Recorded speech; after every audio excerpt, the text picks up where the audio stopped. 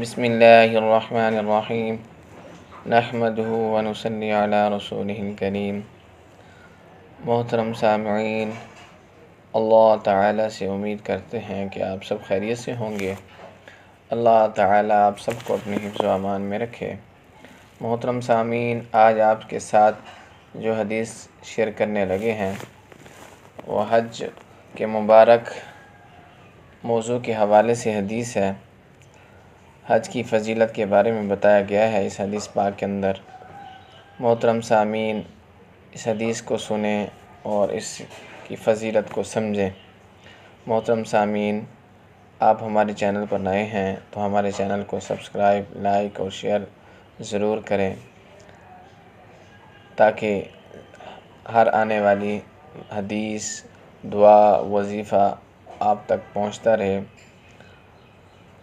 حدیث پاک کا مفہوم ہے، حضور اقدس صلی اللہ علیہ وسلم کا ارشاد ہے کہ جو شخص اللہ کے لیے حج کرے، اس طرح کہ اس حج میں نہ رفث ہو یعنی فحش بات اور نہ فسق ہو یعنی حکم عدولی، وہ حج سے ایسا واپس ہوتا ہے جیسا اس دن تھا جس دن ماں کے پیٹ سے نکلا تھا۔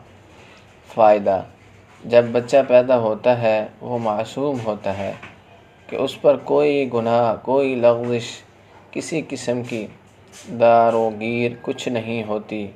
یہی اثر ہے اس حج کا جو اللہ کے واسطے کیا جائے۔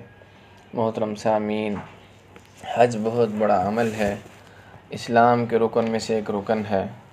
یہ حج جو ہے ہر اس بندے پر فرض ہے جو حج کی استطاعت رکھتا ہے، مالدار ہو، آنے جانے کا خرچ وہ پورا کر سکتا ہو، اس کو اللہ تعالیٰ نے اتنی استطاعت دی ہو۔ تو محترم سامعین، حج جو ہے ہر مسلمان پر فرض نہیں، صرف ان لوگوں پر فرض ہے جن کے پاس مال ہے۔ محترم سامعین، دین کے اندر آسانیاں ہیں۔ اللہ رب العزت نے ہر مسلمان کے لیے اس کی حیثیت کے مطابق اس دین کو جو ہے اللہ پاک نے لاگو کیا ہے۔